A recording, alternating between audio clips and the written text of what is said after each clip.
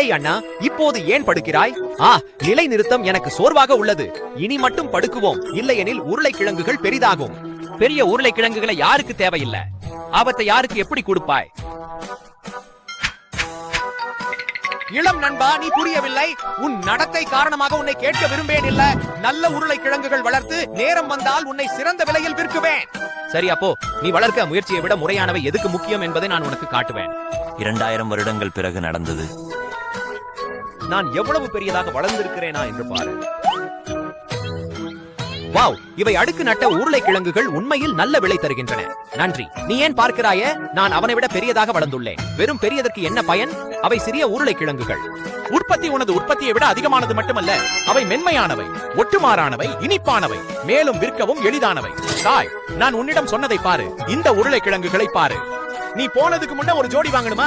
சின்னவைகள்ல 2 கொடுத்து முயற்சி பண்ணுங்க. பெரியவைகளை வாங்கினா இல்லத்துல யாரும் சாப்பிட மாட்டார்கள். அது வீணாகும். பாரு, அதுக்கான சின்னவைகள் சிறப்பா